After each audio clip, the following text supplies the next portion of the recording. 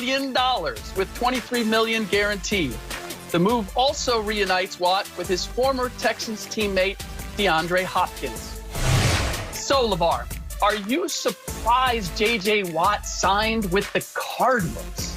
I am a tad bit surprised, Rick. And the reason why I'm surprised is because I felt as though he was leaving, basically saying he was pleading to have an opportunity to go win a championship. Now, I thought that this Arizona Cardinals team was a competitive team last year. They showed a lot of resiliency. They showed a lot of growth. Kyler Murray is a star of the future.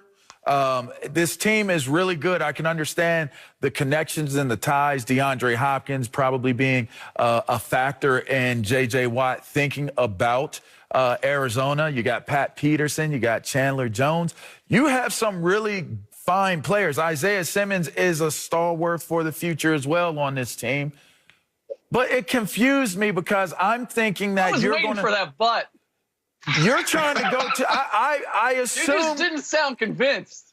Well, I'll say this. Tampa Bay had a similar record to what Arizona had and won a Super Bowl the next year because they got one of the most amazing free agents that you could get. Now, does that apply to a Was that a Tom lineman? Brady comparison? Does that okay, so does that compare to a defensive lineman that's in the twilight of his career? Because if it does, then this makes sense. But if it doesn't, then I feel as though now I have to question J.J. Watt's sincerity and genuineness of why he tried to get up out of Dodge in Houston, which now makes me look at Deshaun Watson and say there is something going on in Houston. So for me, I look at it and I say, face value, I'm a tad bit confused by it because I thought he would have gone to a team like Kansas City, like Tampa Bay, take less money and get an opportunity to get a ring. But he got a good payday.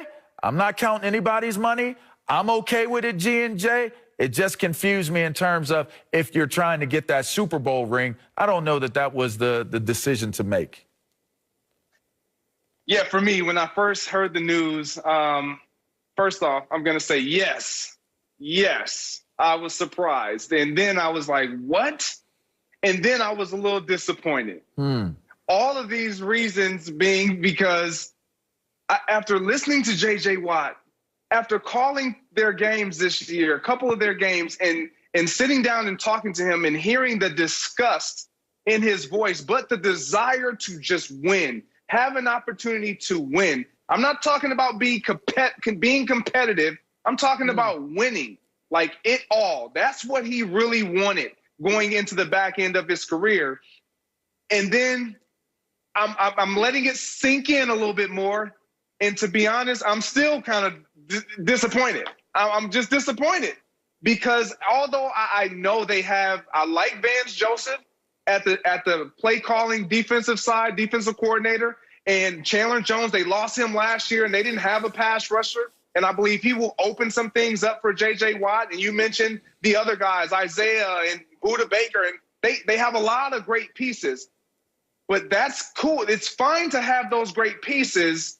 But when you don't have the coaching, and I think that offensively, I don't think that they're where they need to be offensively to where they can get it done. And he can truly have an opportunity to compete for a Lombardi trophy. That was my understanding of J.J. Watt and his desire to get out of Houston. Now, maybe things change because the money, what they were offering, which I understand that. I've been a free agent before, and I've made the decision to let me go get that dollar and put my family in a better situation as well. But the dollar was definitely more enticing. And I think that's what kind of skewed things a little bit for J.J. Watt, because if he really wanted to be on a contending team, a team that would almost be a lock for a Super Bowl, or you know that you're going to be playing at least deep into the postseason, your considerations would have been the Green Bay Packers, the Tampa Bay Buccaneers, Kansas City Chiefs. Like, in my opinion. Now, if he just wants to still be a player and he knows that he needs assistance and he needs some guys to create some space so he can be the J.J. Watt of old, I don't mind the situation. but I don't believe he's going to accomplish the ultimate goal. And when you're at year 10, going into year 11, and you are coming up on the end of your career, more so than not, winning is the priority. J.J. Watt has made a ton of money, so I know it's not just about the money for J.J. Watt, but it's hard to look past the fact that he got the asking or the price that he got. So, I mean, at the end of the day, I'm happy for him, but I am shocked and a little disappointed, Rick. Look, there's no guarantee that he could have gone to any of those teams you mentioned, Greg, and that he was certain that he was going to get to a Super Bowl. There's nobody that's that dominant at this stage, I believe. But to answer the question, no, I'm not surprised. Did you guys hear what I read? $31 million, $23 million guaranteed for J.J. Watt at this stage of his career. And you're exactly right, Greg. I think he looked at it and said, I can't. First of all, I can't make that money anyplace else. I guarantee you nobody was coming close to that. Take at least 1-0 off of it in terms of what he was going to get. And for 2 years, I just can't see it.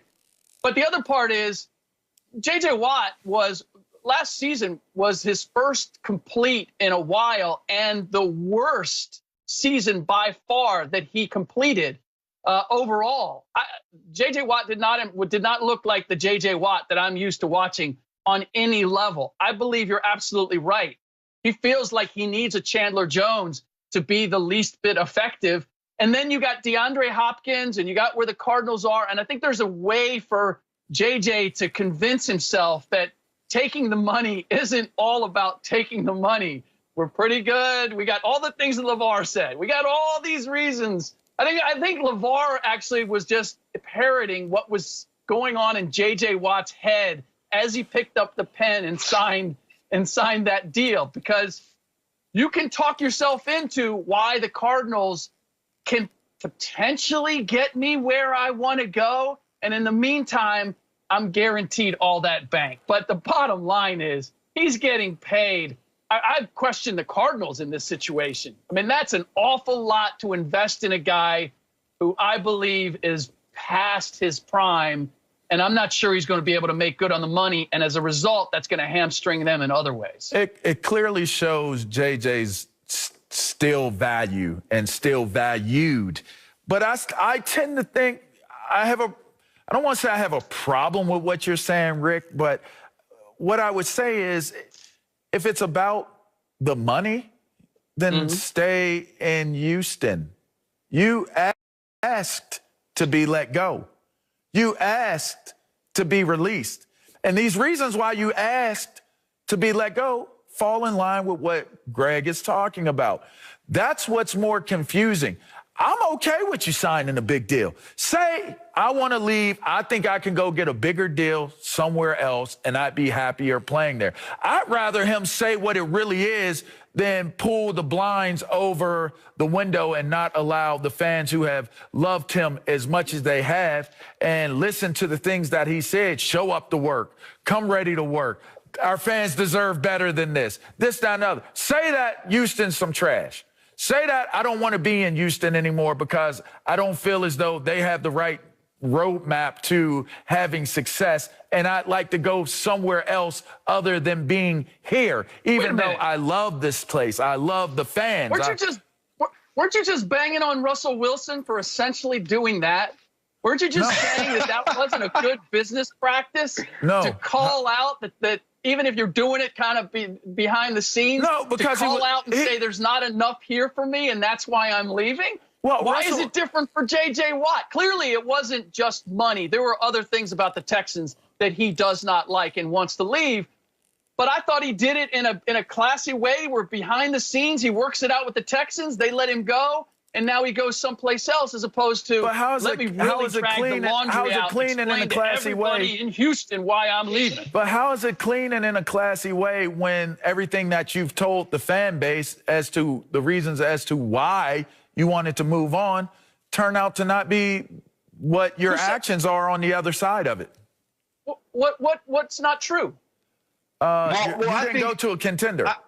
You're not. That's not a perceived contender for the Super Bowl. You're Yeah, not, but his- you're not and showing I me guess- that you made the decision to go take less money, to go somewhere else, to go try to win Super Bowls because you weren't going in that direction in Houston. I thought it was a little disingenuous. And I don't even recall what my point was with Russell Wilson. I'm on to the next segment. But I will say this. If I'm Russell Wilson, as opposed to what J.J. Watt is in this scenario, Russell Wilson has a whole lot more leverage in the scenario than what J.J. Watt does. J.J. Watt didn't have to move. J.J. Watt didn't have to leave. J.J. Watt didn't have to try to leverage anything because he is at the end of his career. His best days are behind him. He's going to be a role player for a team from here on out. He's not going to be the man. Russell Wilson has a very different situation that's playing out for him and what his opportunities present for him. Russell Wilson is trying to gain respect as an MVP of this National Football League. Russell Wilson is trying to gain respect of winning championships as the main guy